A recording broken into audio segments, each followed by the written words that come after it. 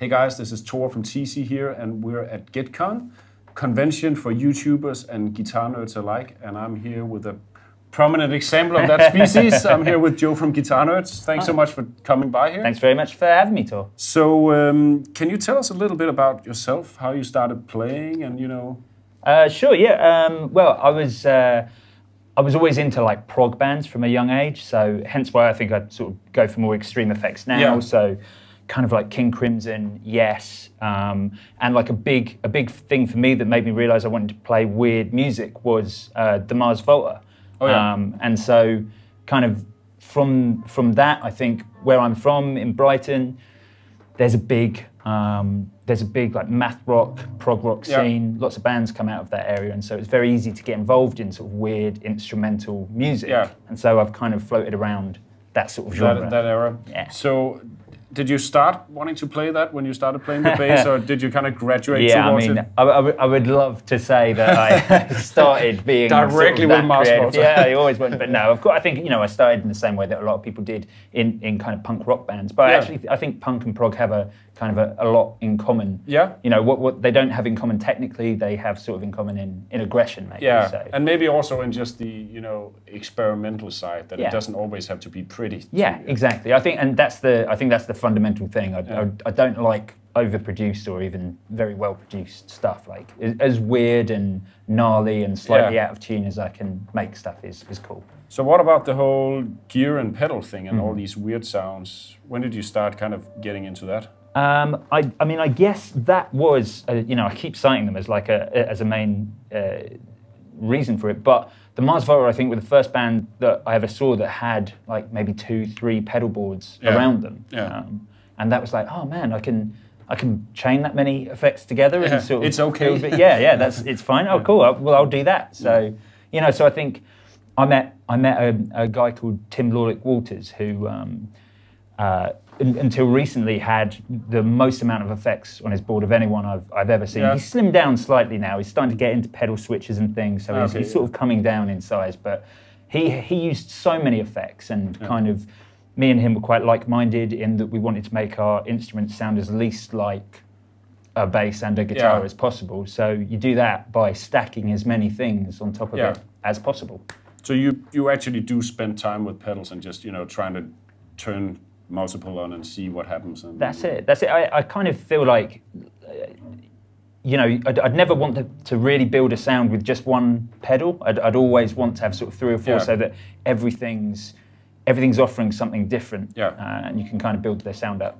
Do you typically have an idea in your head to begin with, or is it more a matter of let's turn on these 3 and dial some knobs and see what happens? Yeah, it's a little bit of sort of trial and error, and I kind of think that's something that I've failed to do that I think Tim is always really good at. Is he never learnt anything about effects, and for that reason he doesn't know what he's doing with any of them. He just messes around with the controls, and he's like, yeah, this sounds great, I have this, and I'll be like, but dude, you put your delay like in front of your drive. You're not allowed to do that. Yeah, exactly. And I'm so conditioned by kind of like growing up working in guitar shops and stuff. I learned all those conventions early on. So trying to unlearn what you're supposed to do with effects, I think, is kind of important.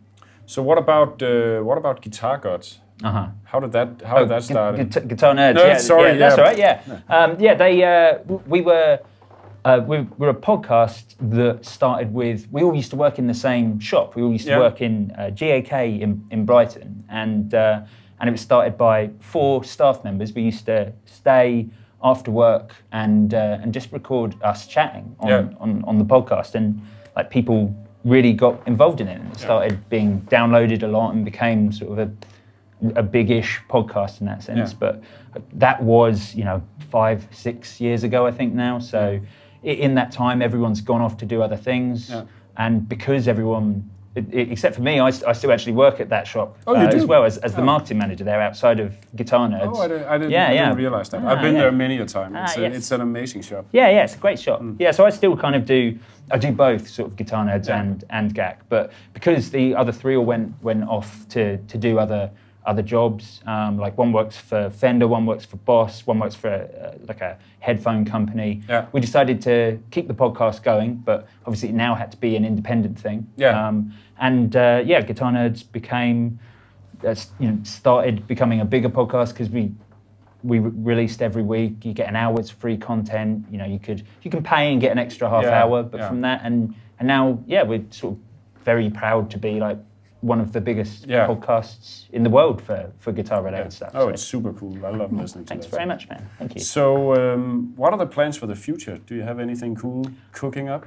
For Guitar Nerds, we've got some cool stuff happening. We're going to start doing. We've been releasing like loads of extra mini series recently, but we're actually going to start doing a live show as well, which is pretty cool. Yeah. So we're going to start hosting that at venues and have people come down and be able to take live Q&As. So we're excited about that. Yeah. But we've got kind of other things. We've just had Matt, one of the guys on the podcast, has just gone to Japan for like 3 months with his job, so he's now going to podcast separately from over there. Yeah. And there's some crazy shops over there. Yeah. He's already been like sending pictures of like stuff. He's going into like secondhand shops that aren't even guitar related and finding like old Space Echoes and stuff just on the shelves in them. Stuff that you can't get over here. That's just everywhere. So whilst he's over there, we're going to have like guest hosts every week, which is cool. That's the cool thing about GuitCon, getting to come here and sort of meet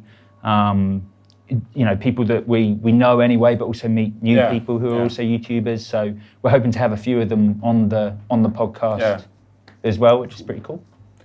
Well, thanks so much for taking the time to do this in a busy schedule. That was really fun. Yeah, no problem at all. Thank you very much, Tor. Thank you for having me. Thank you. Cheers.